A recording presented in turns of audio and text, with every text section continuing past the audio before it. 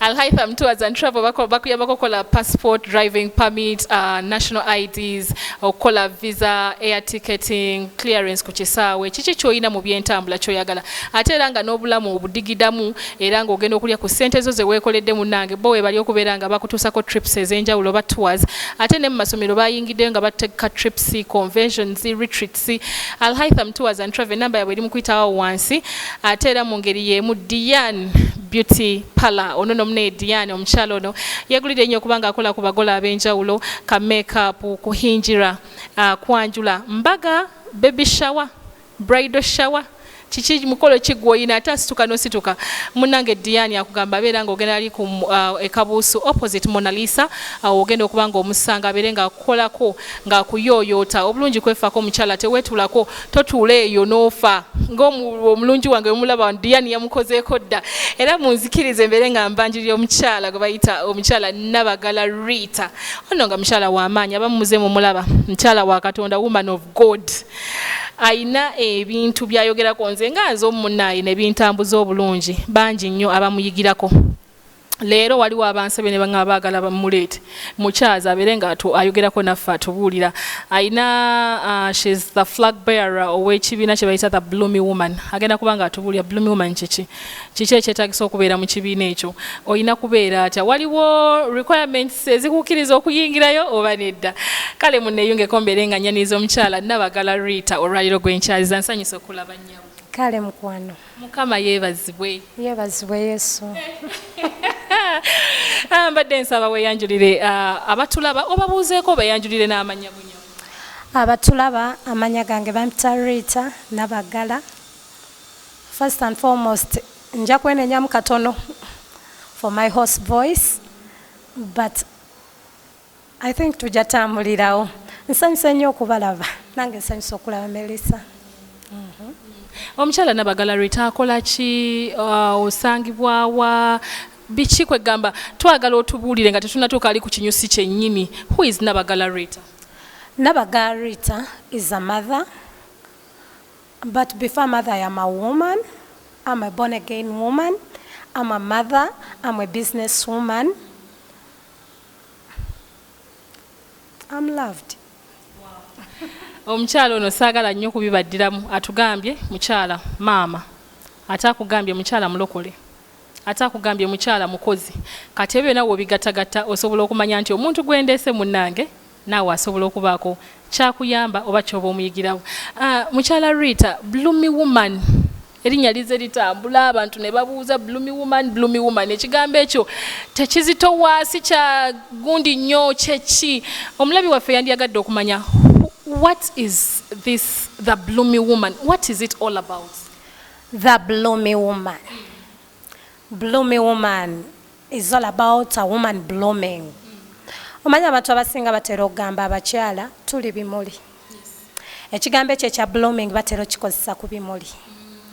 Kye nandiyise mu Luganda oba ekigambo kye bayita okutojera. Like nze ekyange kitono nnyo. Njagala mukyala munnange andaba. Oleme kubeera oba nkiyite ntya oleme kuva ku nsi kuno nga teweetegedde kiruma nnyo kubanga teweetegedde nga tolowozezza na ku birungi bikulimu nga tolowoozezza na how attractive you are nga tolowoozezza kitangala kisobola kuvaamu yensonga lwaki nze ngenda njolesa blooming woman. I want women to be happy. I want women to bring out the best in them. I want women to feel loved, to feel special. Like blooming is like being healthy or inamanyigo or energetic. You're healthy or in obulamu and the attractive appearance. Ngate olabika bulungi. Ngate tewe comparing ze ku muntu mulala. Kubanga okulabika obulungi beauty lies in the hands of the beholder. Nyinza ogamba okulabika obulungi gwe n'okirowooza nga bw'okirowooza kati I personally look good. Kati eri gwe gwe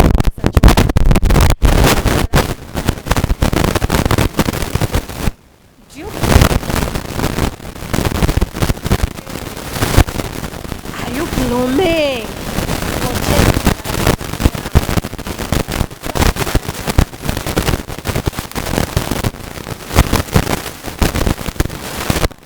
Kiki kye weeraba mu kiki kye weegamba oba oli awo gwokolerera baana simanya mpulira ye enjogera nze ebyokwambala nabivaako omanyi buli lwolabirira omuntu nga wetoli musanyufu yensonga lwaki abantu abamu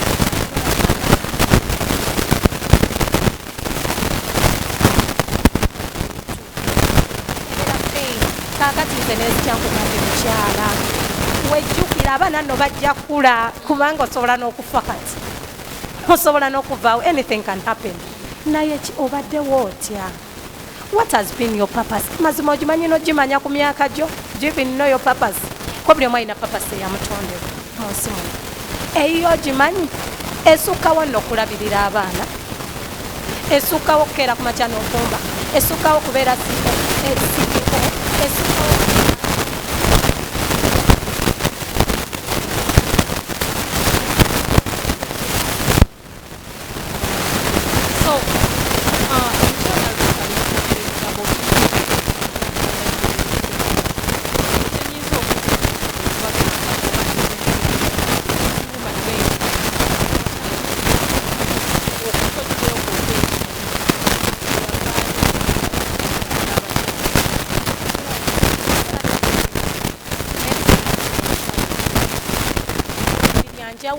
there are different types of flowers. Waliyo roses, waliyo lilies. Ebimuli bingi naye bitojjera mu ngeri za njawulo. Oyinza ogamba nze nyizo sinza oba sijjafana wakalagako Miss Uganda recently. Oyinza obutatojjera nga Miss Uganda naye ate n'otojjera in your own class. Kubanga ebimuli biina groups, biina classes. So you could be a different class, a different type. Totambulira muleni ya mulala kino kiri kuggwe. Some flowers, some of us are light skinned, some are chocolate, some are black. Abamu baddugavu abalala beeru kati tojja kutojjera ng'omweru naye osobola okuba nga oli black beauty n'otojjera mbwa black bo. Ate awo wenyini wenjagala okubuuliza ekibuuzo kino Mukyala Rita, ennaku zino omusono oguyingiddewo gwakweyerusa kizigo kifuuse ekizigo kubanga bagamba nti abeeru be balungi. Kino mu Blooming Woman okisomesaako ki kubanga ogambye nti buli ebimuli biina classes nnyingi ez'enjawulo ate era zonna ezituuka okutojjera zitojjera mu ngeri ey'enjawulo. So abakyala bano abali mu kunoonya ekizigo kyo tukinoonyezza tukyeteekeko tusobole okubeera nti tugira naye ekizigo kigaanye. Melissa nzaani okunenya omuntu atasiimye Mukama kyamutondeddemu. Nze ndi mukazi mukkiriza nga bwe nasookedde. Simanyi relationship ey'omuntu oyo aseeredde n'agwa mu kizigo relationship ye ne Mukama ayinza okuba kyekimusanyusa. Nze wano kyenfa kyekikusanyusa. All about is bringing out your happiness. Gwe ng'omukyala owa Blooming Woman kino okyogerako ki eri abakyala bano abaakusabye ojja oyogereko nabo? Nze mukyala bw'oba wulira ng'okweyongerako no brightening omanyi bano bagenda ne bakyogera olumu ne bakibijjisa nnyo. I'm not one of them and I have no beef n'abo abakikola. Bw'aba ng'awulira kyekimuleetera essanyu let it be. Okuggyako oli akikola nga takitegedde oba olumu ekinyizaamu yakikola naye nga yakiyingiramu teyeetegese. Mpulira abo abantu abatera okukola ebizigo abatera okugamba ekizigo full commitment. Jangu ng'omaze okwetegeka nti kati ogenda transforminga oddire eddala muki mu klasi ndala y'abeeru naye ate seaside ate wamu wakonye ewamu n'ofuuka kale like nga tebivaayo bulungi. Kiyige oba kyoyagadde kikole mu butuufu bwakyo kirabike bulungi kikulabise bulungi obe nga bw'oyakira abalala bafunamu. Yensonga lwaki abantu abamu balaba abantu abeeyerusizza they inspire by the way. They inspire. Oli nagana kaneyeruse gundi yalabika bulungi ate omulala naga banange ekizigo kye kyakoze gundi siri kwata mu kizigo. And my point here is inspiring. Bible nsomeyo kukyawandiikibwa. Waliwo ekyawandiikibwa mu Matthew 5 from 14 to 16. Egamba you are the light of the world. Tigwoli kitangala kya nsi eno. A town built on a hill cannot be hidden. Ekibuga ekizimbiddwa ku lusozi tekisobola kwekebwa. Neither do people light a lamp and put it under a barrel. Nti n'abantu tebakoleza tabaaza ate ne bagiteeka wansi w'ebbaafu oba wansi w'ekitanda. Instead they put it on its stand. Ate bagiteeka kiwoba okwesanyusaako oba biki inspiring abalala olaba nga abalala beyerusa ne ba inspiring abalala ate abalala ne beyerusa bubi ate ne abalala ne babibatamya nze kyensinga okwagala ekituufu bw'okikola ki-inspiring abalala kisikiriza abalala kirina engeri gye kitugattako kikusanyusa mutuufu nyinza okubeera no nga nze mpulira obweru bwe bampa tebummala bulungi ekyo kiri wakati wange ne Mukama sijja kunenya muntu I'm not here to judge kuba sitondanga ku muntu nekuba erigenda mu ggulu teriyita mu lujja lwange naye kyenyinza okugamba omukyala wabanga kyekimusanyusa nga ne Mukama takirinaako tabu tekikontana nanzikirizaye tekirina bwe kijja Mukama ku Namulondo tekirina bwe kinyiza Mukama nti ono mukyusizza you can go ahead. So mu bumpimpi, who is a bloomy woman? A bloomy woman ye muntu eyeetegedde ekyawandiikibwa kye nkusomedde kigambye oli kitangaala naye okimanyi nti oli kitangaala okimanyi nti olimu ebintu bingi ebikuli munda omwo abakazi tulimu we are full package abakazi be bantu omuntu alimu nga watandise musonsola oyinza obutamumalayo naye ate ekyembi abasinga tetwemanyi n'omanyako olumu buno obutinitini ate olumu n'ekyo ne kikulema n'omanya balala bye bakwogerako ate ebikumenya ebikussa wansi naye nga by default oba okuviira ddala mu maaso ga Mukama twatondebwa nga tuli special Mukama yatuteekako obudde ffe abakyala tusobola oba mbimenye ntya kubanga bingi abakyala tusobola okukola ebintu bingi naye kale ebyo bisobola okujja mu maaso eyo naye njagala kutandika ku kitandikirwako who are you gwani weetegedde bw'oneemanya ne weetegeera nga tebakubulidde bali abalala abakulaba kikyoli yes olumu ate nekyo nayo group nakyo step ndala osobola okutuuka ng'oyagala balala bakubulire kye bakulabako bakomplimentingeko but ekisookera ddala gwe gwani bw'omala okuzuula ekyo kikwanguyira okutambuza ekiddako kati gwe gwani nsensize kugamba mukyala you're beautiful, you're loved, you are a flower. Okimanyi nti nno nenayo ekintu ekinsesa okimanyi ejjobyo nze njagala nnyo ekimuli ky'ejjobyo kawaiti kagenda ne kavaayo bulungi ne kalabika bulungi naye nga ate ejjobyo likaawa mulimu bali abakambwe abazibu ababoggofu abanyiga bagulume faces naye alimu akalungi alimu ebirungi naye asobola okutojjera naye asobola okubeera ekizimbe ekiri waggulu ku lusozi ne kimulisiza abalala n'ogasa okusukuluma ku ggwe n'ogasa okusukuluma ku nnyumbayo n'ogasa okusukuluma ku abo abakumanyi osobola okujja n'obeera omusanyufu n'owenyumiriza mu ekyo Mukama kye yakutondera engeri gy'oli kubanga yagalagaana sijja fuukanga kati ebimu biriko options kati medicine singako ku buwanvu anyway, simanyi ndabika siri updated naye simanyi oba ali ate akasikamuko ne weeyongerayoko obuwanvu kati ne bwe ndibeera awo nga I'm lamenting about it nga neekubagiza olw'obumpi mba mmala budde kati eyo time yennyini eyo senga ngimaze nga I'm embracing height yange kuba ate obumpi si bulwadde actually height ezisinga zimala ne ku bakazi olumu ate basajja be beetaaga ennyo height olumu sitera okumanya my height is okay for a lady nsobola okubeera okay kati weetegeere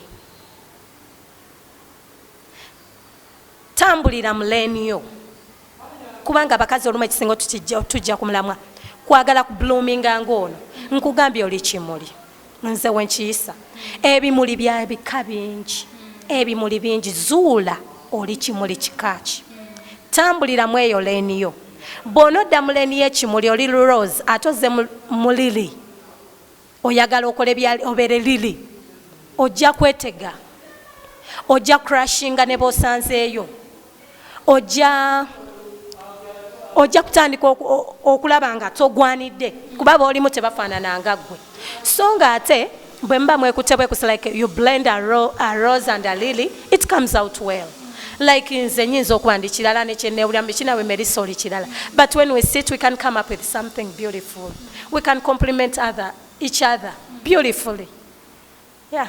naye wano wennyini mu byoyogedde okimanyi mukyala Rita nti abakazi tulina nnyo weakness, we don't want to see our fellow women rising. Buli wolaba omukazi ng'alina kyali mukola kimutwala waggulu era gwonoonyayo akabi akamuliko. Nze nno ndi mu kulowooza nti oba kyekiviiriddeko abakazi abamu okulaba nti tebakyekkiririzaamu. Ekirala ensi etuwuubye ne twerabya n'okwerabira nti bannange tuli bimuli. Toyina omusajja yakuleka mu nju, yakuleka mu muzigo, n'akuzaalamu obwana, olina okulabirira abaana. Baganda baffe bali eyo ku byeyo, bali mu kulaba. Bali eyo bali mu kubonaabona lw'abaana, kwegamba beeva nako bo bennyini, tebakyamanya oba nfaanana nti oba kiki, anoonya mwana asomye atya, mbaddewo ntya, nguze ntya akapoloti. Kwegamba olowooza gwe ng'owa Blumi woman oyinza kumuyamba otya okukomawo ku track eno gy'oyogerako? Nange n'ebyo mbiri, nange poloti nzaagala, amamotoka ngaagala, abaana mbayina, ate mbalabirira. Naye oba nkugambe ntya, nange nakeera lumu ne mpulira nga nkooye okubeerawo ku lw'abalala.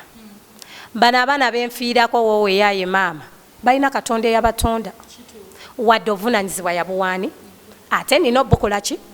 Naye bwe yabumpa teyategeeza nti ate nze neeveeko, kubanga ekuba kubuuza gwe papa si oba olina ogifulfiringa ate ne bano bayambeko okufulfiringa eyaabo. Ate waliwo n'ekintu kyetero, you can't pour from an empty cup. Toyinza kuyigiriza abaana bo kuba basanyufu ng'oli munyiikaavu ojjudde ennaku. Nze waliwo ebyangwako nsobole okusigaza, nsobole okubeera nga ndi single mother, I'm a single mother. Naye nzijukira ebiseera ebyo nga waliwo ennakubako omutabani wange emiggo, but it was the pain within me. Nenga naye kati bwe naamala omukuba omwana bwe mutta nga nze nina okusooka okwekulako. Nze personally simanyi oba nyinza okijjayo obulungi, naye buli bwe weetereza in out kikuyamba okugaba ekirungi ekituufu. Like me, I hate hypocrisy. In life I hate hypocrisy. Era nkyawa nnyo nnyo ba frenemies ate nga be basinga obungi. But me, I can tell a frenemy from afar. Lwaki nakiyiga, manyi omuntu okusekerako nga takijja munda, manyi ennaku ekuwuuba, manyi wagenda kunoonya kasente ka mwana, naye ne bw'okanoonya n'ozimuwa nga toli musanyufu. Yes, ennaku nnyingi, nze ne kino Melissa nakizuula mabegakaawo mu COVID, nenkizuula essaawa yonna omuntu afa. Nalinga omanyiza ekyandokosa kutya kufa. Kati nga ntya nnyo, kati nga ninga ngeyeekwekayo nti kati oba binanyanguyiramu. Naye omuntu ofa bwefu n'oleka omwana wa mwezi, ate omulala abeerawo n'aleka omwana wa myaka 6 nga takyalina nakyamuyamba nnyo. Kaakati nze ntera nnyo okwegamba I trust in God, kyekisooka. Nsooka neesigisa Mukama byo byampadde. Mukama wateeka obwetaavu ateekawo n'obuyambi. Lwakuba nti simanyi nzikiriza yeriki era kikyokkiririzaamu. Ekyo nno kikulu nnyo ne bw'oba ojjayo ki ekikuli munda kikyokkiririzaamu. Buli muntu ku nsi alina kyakkiririzaamu era ekimumotivatinga okukola kyalina okukola oba ekimuwa amaanyi okuyimirira mu mbeera enzibu. Edda mu Bayibuli eno gye tusoma, Yesu yali ku nnyanja n'abayigirizwa nga yeebase. Abayigiriza batudde omwo naye nga ye kabaka wa byonna. Omuyaga ne gujja, ngamba guno gwe tuyitamu, ogwo gwa school fees, ogw'endwadde, ogw'okupangisa, ne gujja naye ng'omukulu yeebase. Ne bamuyita kuba bo balina ekyo bwe bwali obuddukiro bwabwe era obwesigawe, n'avaayo bulungi nnyo. Kati abamu olumu tuba mu muyaga ng'onoonya birife jacket, onoonya ngeri gy'osurvivinga, onoonya ngeri gy'onoowugamu obulungi obukodyo ove mu storm. Naye ate nga actually Jesus shouts at the storm. Yesu aboggolera omuyaga. Yesu ajjawo omuyaga Melissa. Yesu agamba omuyaga calm down. Agu calming sat down by just a say of his word. Kati simanyi kyokkiririzaamu. Ffe abamu sijja bagamba afe abamu. Nze Rita Nabagala ekinyambi era ekimpaniridde paka nakati abadde Mukama. Era wanviiramu nze mba mpedde gwolaba wano sirina kyemba mpedde. abadde Mukama kati kyokkiririzaamu Melissa muntu yenna ku nsi kuno ne woobeera munene ne woobeera otya oyina okubeerako source of belief oyina okubaako nekyokkiririzaamu. You have to have some higher power above you gy'oddukira ate erina okuba nga eri reliable. Kati simanyi oba ye eri reliable ng'eyange naye nze gye mmanyi eri reliable ekyasinze ye Yesu Kristo. Eyo ye source gye mmanyi ekyasinze okubeera reliable. Kati wadde nga tukaaba ng'emiyaga gitukuba tukola kiffe tudduka kuba ebimu tetubisobola tubisanzeewo.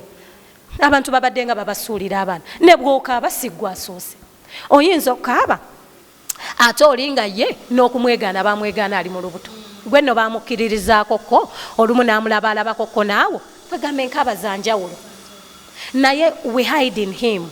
Nze like me I hide in him. It gives me the grace. Ate kati Mukama bw'ajja jjukire wa Mukama teriyo muzzukulu. Kwegamba ne wabazze kuwonyawonya bonna ate awonya ndwadde zonna. Kati Mukama omwana wange naye amutwala nga mwana si muzzukulu we. Kati ffenna we tujja nga tuli ku layini y'okufuna ffenna tufuna cream y'omu. Ate n'abaana nange mbalaga eri ewali ow'omunene asinga baleme kutunuulira nnyo nze nti nze kabejja kuba bijja kunnema binnema nange olumu n'otunira Mukama amaziga tugakabye emboozi z'abasingo maatha ozimanyiza ezimu naye okukivaamu n'osimatula ne weesimatulayo bwoti kyenjagala mukyalo okole weesimatulayo mu maziga ago ng'embeera ne bwejjaye you have some backbone nga si musajja ate nga you have a backbone ekuyimiriza nga tekikutwalako nasa nnyo liryawo okujjako oba mwana we afudde ebintu ng'ebyo naye nga bamugobye fiizi kale Mukama jagabirira ekyo n'oyo kyogera eri omuntu ayinza okulowooza oduula naye amazima ga Katonda mu ggulu Mukama agaba sukulu fiizi Mukama akuza abaana abataliiko basajja Mukama asobola okubawa emmere ekyemisana ekyeggulo nemunwa n'ekyenkya ne mulya ne ka evening tea gwe kasita oba nga omwesize nze gwe neesiga era n'abinkolera kati oyo ali eyo munnange simanyi ki kye yeesiga ate olina ekyakyewakonyeko ekyabakyala